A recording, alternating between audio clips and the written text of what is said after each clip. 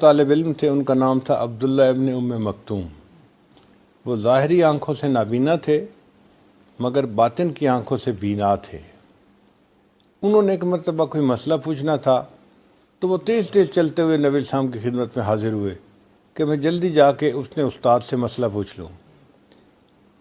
اب نبی علیہ السلام کی خدمت میں مکہ کے کچھ مشرکین آئے ہوئے تھے اور نبی علیہ السلام ان کو دعوت دے رہے تھے، تو محبوب صلی اللہ علیہ وسلم کی تقاضا یہ تھا کہ مشرکین کو دعوت کا کام پہلے کر لوں، اور یہ تو اپنا ہے، کوئی بات پوچھنی بھی ہے تو اس کو بعد میں جواب دے دوں گا۔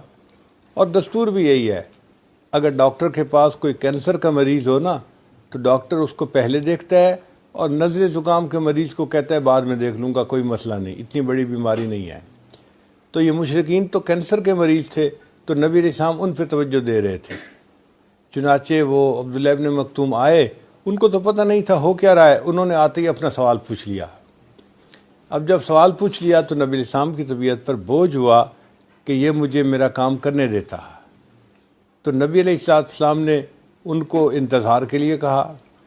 اب یہ جو طالب علم کو انتظار کروایا، میرے اللہ کو یہ بھی عجیب لگا، تو اللہ تعالیٰ نے نبی علیہ السلام سے محبوبانہ خطاب فرمایا، عبس وتولی ان جاءہ الاعمی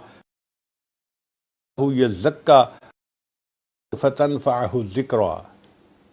یعنی اللہ سے کتنی محبت تھی کہ تھوڑا سا ان کو اگر روک ٹوک دیا جاتا تھا تو اللہ تعالیٰ اس پر بھی محبوب سے محبوبانہ برتاؤ فرماتے تھے۔